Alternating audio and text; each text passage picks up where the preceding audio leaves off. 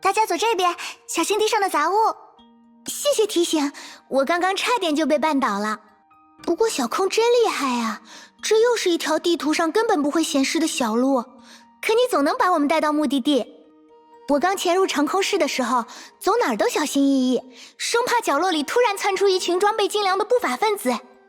多亏灰蛇叔叔之前帮我改造过马克兔，不然我也不敢在长空室单独行动呢。单独？小空，难道你……我没有一直住在西奥拉之家，上一次回去还是2周前呢。2周？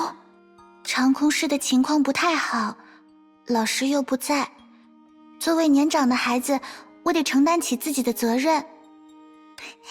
希儿姐姐别担心，我能照顾好自己。就算你这么说，可如果……总之，我们还是加快脚步吧，不然可就赶不上西奥拉之家的门禁时间了。这次的事件得尽快解决才行。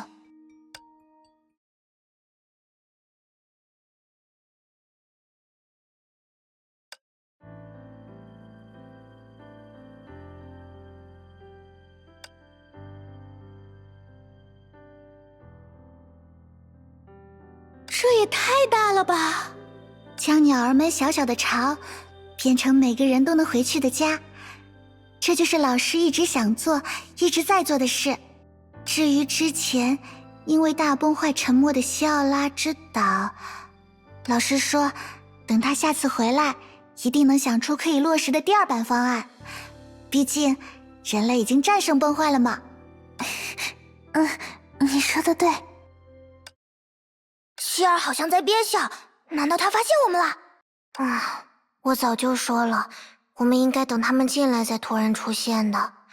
现在不像是准备惊喜，倒像是在有意偷听。那我们还是赶紧出去吧，而且我也快被孩子们压得喘不过气了。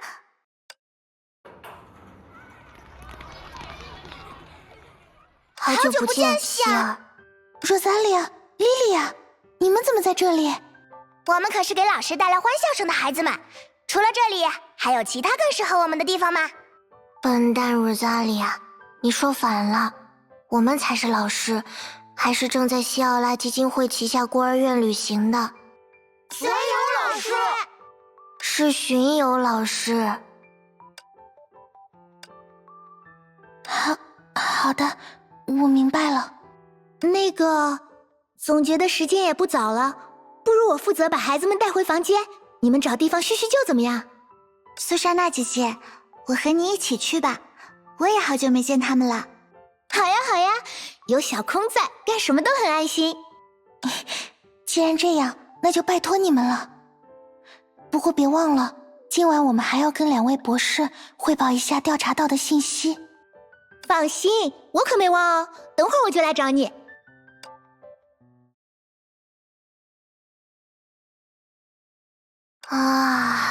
果然还是安静的地方更适合我。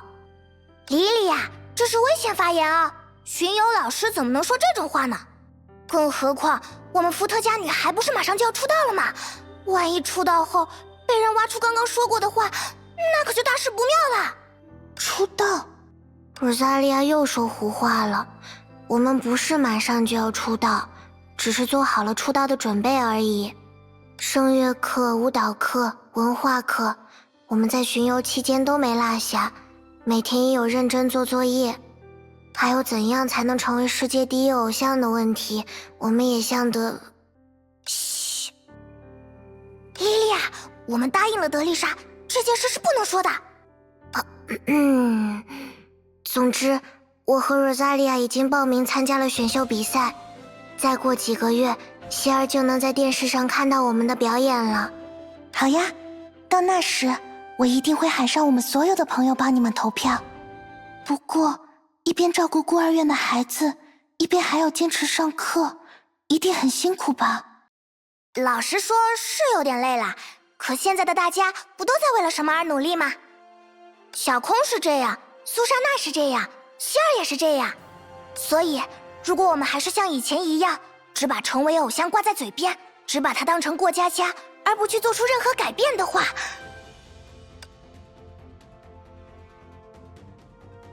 我以最舒服的姿势趴上桌面，又把头偏向窗外。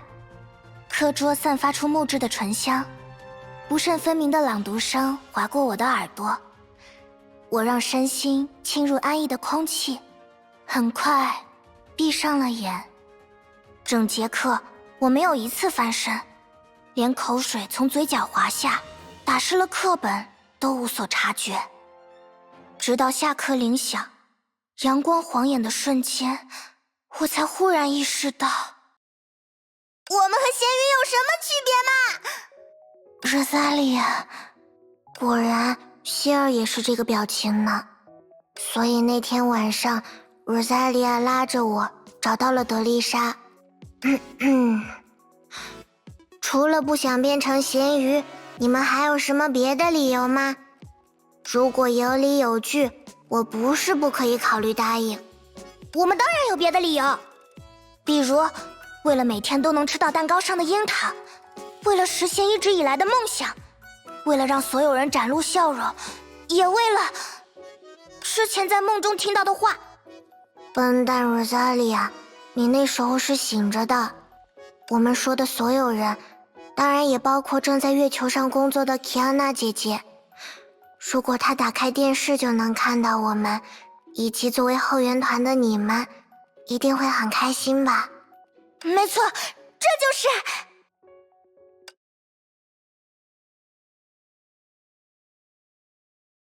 我们刚刚说的话，是不是很适合作为伏特加女孩的参赛宣言呢？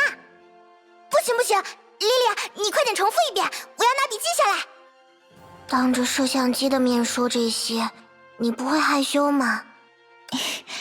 不管怎么说，至少在让大家展露笑容这一点上，Rosalia和莉莉亚已经做到了。被希尔这样夸奖，我都有点不好意思了。Rosalia 不好意思的点也太独特了吧。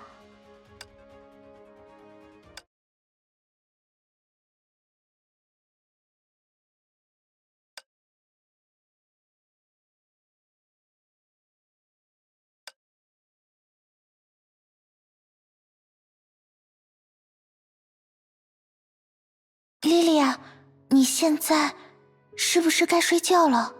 别担心，为了今晚的重逢，莉莉亚一整个早上都在睡大觉呢。我还让小空别告诉你这件事，就是想给你一个大惊喜。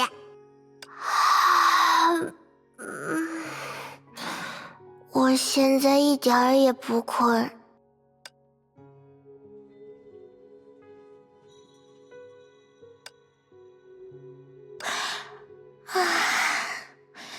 可是莉莉亚，我有点困了。希儿这就困了吗？是呀，在可可利亚孤儿院的时候，希儿每天都会和布罗尼亚说话，说到很晚呢。我记得有一次，你们还被可可利亚妈妈抓了个正着，和去厨房偷吃东西的 Rosalia 一起挨了批评。好像还有一次，是希儿和布罗尼亚。那时和现在肯定不一样了。我今天在外面忙了一天，明天也还要继续追查犯人呢。说到这个，你们之后的巡游要多加小心呀。我也先去休息了。Rosalia、莉莉亚，晚安。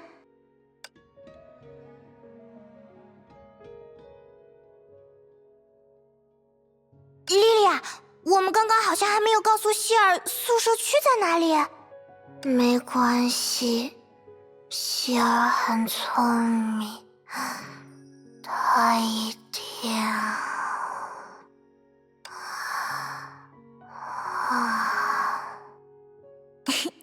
睡着了呢。身为姐姐，我就不计较你刚刚说我挨批评的那些事啦。晚安，莉莉亚。